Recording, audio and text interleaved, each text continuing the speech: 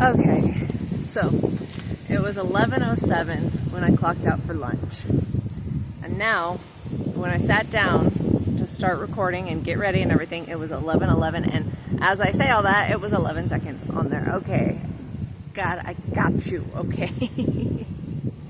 So, yeah, I have a message that I need to share. And this is one of those things that I'll just go ahead and go into it, and then I'll explain later. So the message that I got is that if people have been paying attention to social media and stuff like that, Group 7, which is a specific group that is being called, these are a term that you could use is Earth Angels. That is kind of like a technical term if you really want to get like that way, but Group 7 nonetheless is being called into action for helping healing and to lead the way for what is going to come next here on Earth. Now, why I bring this up is because of the fact that it's already been happening and everything like that. A lot more people are coming out with programs. A lot more people are bringing new information for healing, and there's a lot more people that are coming out and opening up their own businesses and whatever it may be.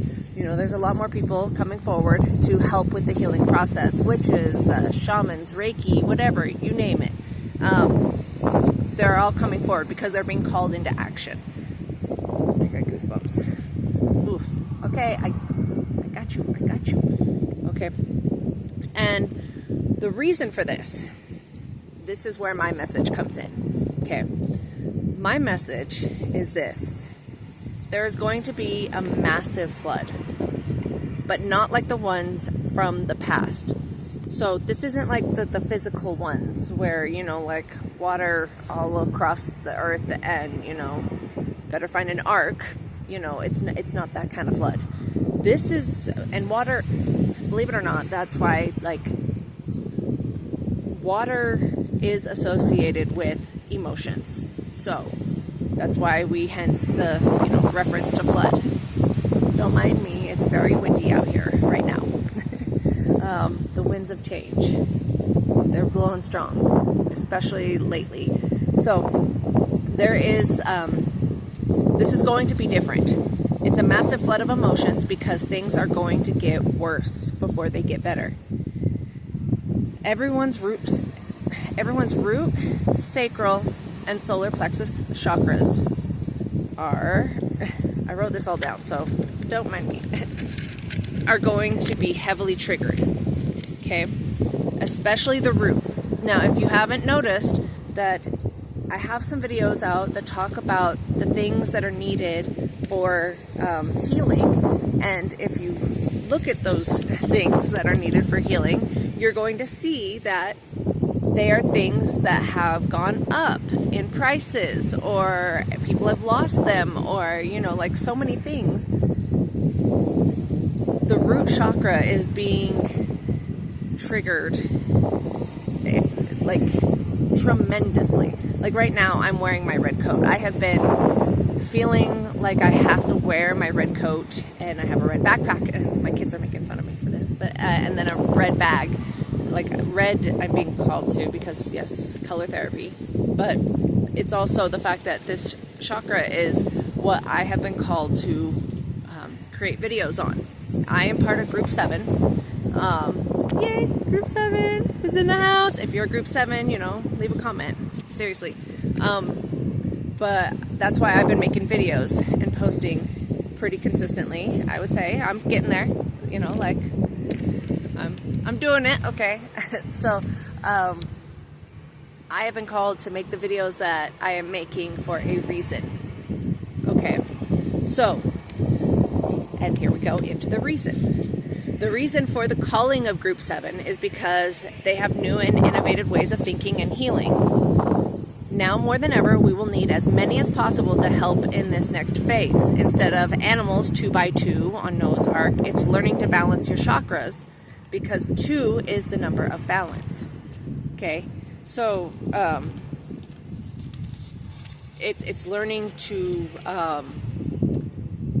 make sure that you get these areas covered, your root especially, but that's also the hardest because of the fact that that is where most of your trauma lies, is in your hips.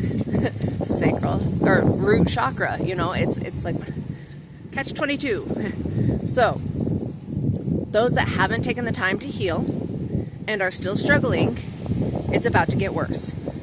Now more than ever, you need to find someone or a group or a bunch of people to begin the process of healing. If you choose not to, then that's your choice. But you will continue to stay in hell and struggle and suffer. This is hell. Let's be real. Like right now, we are in, just with everything that's going on, with all the chaos and all the commotion, like everybody that is doing such horrible things, all of the bad things that are happening. It's hell. And, you know, you have a choice to stay in it or to get out of it. And healing, believe it or not, is the way out. So, there is a way out, and you have free will, and you can make that choice to rise, but you have to put in the work. So there are so many teachers out there. So whenever I say find a teacher, find a mentor, find a group, find like a bunch of people, like follow a bunch of people. Follow me if you really choose to. I'm not going to sit here and tell you that you have to listen to me. If I resonate with you, if what I say, if somehow things that I talk about make it to where you understand and can start healing things, great, follow me. I will be posting a lot more. I'm stepping up to the plate. So, if there are other people out there, and believe it or not, I chose and I followed a lot of people in my healing process. Like there were so many different people that I actually watched, or I went to different groups with, or all this stuff. There were so many people that I got my healing from, that I got help from. So don't just think that you have to follow one person and that's it. No, there are lots. And as I said, group 7 is now being called into action. There are so many new people coming out and bringing forth new information. So, you know, go looking, go searching. Just listen to your gut, listen to your voice, okay? So, why I bring this now is because of the fact that, so I have been having for the last, so I am a prophetess, oracle, high priestess, whatever you want to call it. I see things, I know things, I know things before they happen. I have been dealing with working on my root chakra for a good while now. Like it's taken me a long time to get it finally in, check. But just Wednesday was whenever I had that last little like root chakra blockage, to where like I couldn't speak up about it and I couldn't get the whole message. That blockage finally was released and it was finally, healed. And so with that in mind, I was having I had a past life. Well, I've had a lot of past lives, I think, to be really honest. I've had, like, way too many to count. Thousands. So, in one of my past lives, I gave a prophecy, and many people didn't listen. And it was a flooding. And so for the last, few years, I have been having this reoccurring flooding feeling, story being told to me, and I'm just like, God, what are you talking about? It's not going to flood. We're like in Utah. There was a flood years ago, forever ago, but no, like thousands of years ago, there's not going to be a flood here. why do you keep giving me this information? But what it was is it was a past life story that was constantly reoccurring, and it was still lingering in my subconscious. It was still sticking, and I couldn't quite like shake it. And so on Wednesday, I was listening to someone bring up, she's a beautiful woman, that she is on YouTube and shares stories from the Akashic Records. And she shared this story, and it blew me away. And I remembered how much, like in this past life, I told the people that there was going to be a flooding. And, you know, half the people didn't listen, and half the people died. And for so long, I still carried it into this lifetime, which was insane. But this is how things are. I carried into this lifetime the weight of those who didn't listen, because I felt like I died in that whole situation. But when I passed on, I still carried that weight with me, that if people that didn't listen to me, I had to carry that weight. I had to carry that, what happened to these people with me, because it was my fault that they didn't listen for so long, you know, which was one of my this lifetime stories that I had to heal as well, because of the fact that with my trauma, for the longest time with my sexual trauma from my father and being sex trafficked, I had this story that was staying stagnant, that was like, nobody's going to believe you. Nobody's going to listen to you. No one's going to believe what you have to say. So it was a story that it was carried on from that past life that still had to be healed. And I had slowly been healing it, you know, over and over, but there was still that lingering piece that was in my root chakra, that it wasn't until Wednesday that once I heard that message, and once I felt it, and once I dealt with it in the moment, right after I got this massive download. And the message that I'm sharing with you, everything all clicked. Oh my gosh, it was just like a massive connection that everything just all intersected, and all the little tiny pieces of the puzzle all started to come together. And so it was crazy getting this message. And then I was like, okay, I wrote it all down. I did it. I wrote it all down. And then I still had this lingering fear of being seen that was, you know, slowly like getting released, but it was still like lingering a little bit. It was part of the root chakra as well. And then that on Wednesday and Thursday got released. And so why I'm telling you this is because of how the healing process, this is part of also the healing process as well. Like, then you understand a little bit more how it kind of works. And so I'm bringing this message because of the fact that so I'm bringing this message because of the fact that God, I talked to God, you know, we're chill like that, you know, like, but no, so I talked to God, and God kept telling me on Wednesday, he was like, okay, now you got to share this message. And I'm like, okay, yeah, you know, I'll do that. And then like, I was like, oh, I got sidetracked with something else. You know, I kept putting it off. I kept putting it off. You know, like, okay, so,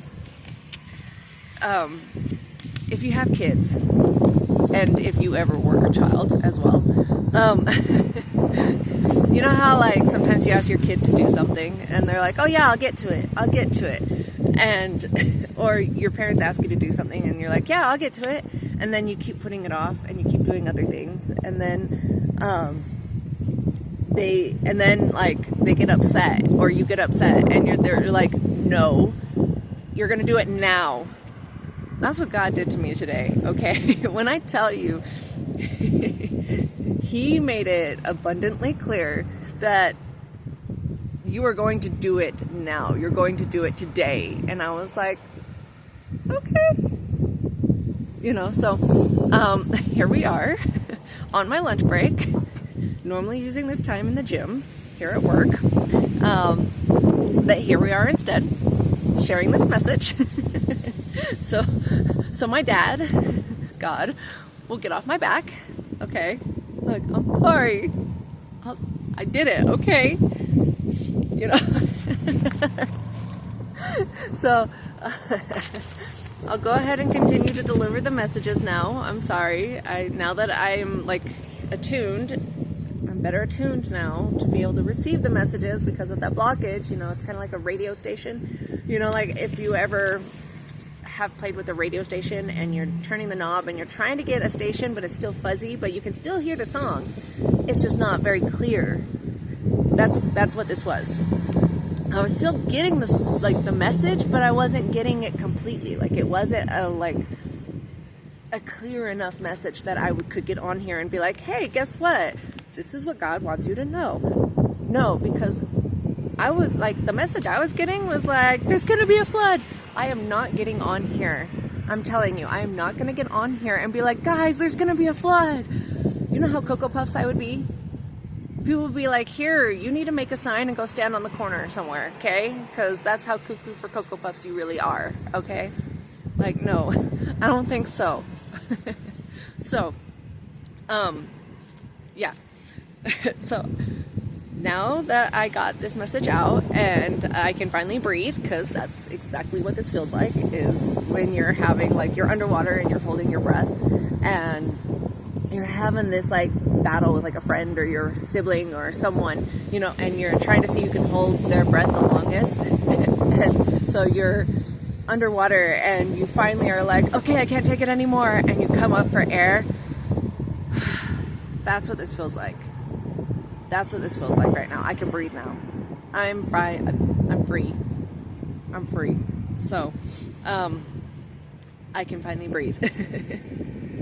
But, okay. So, now that I got this message out, and now that I'm finally more in tune with being an oracle and speaking, you know, up for what God wants me to tell everybody about, I'm going to go ahead and leave it here and, yeah, go enjoy the rest of my lunch break, seeing as how I don't have much of a break left. So, yeah, I love you all, and good luck if you hear this, and if you, you know, don't want to do it, then that's up to you. I'm not carrying that weight anymore. That's not my weight to carry. And if you do, then good luck. You got this. It's, yeah, it's going to be a ride. But you got this. There are plenty of people out there that are willing to help, okay? You just got to ask for it, okay? I love you, and God believes in you. And, you know, I love you. I love you all. So, have a beautiful, blessed day, and talk to you later.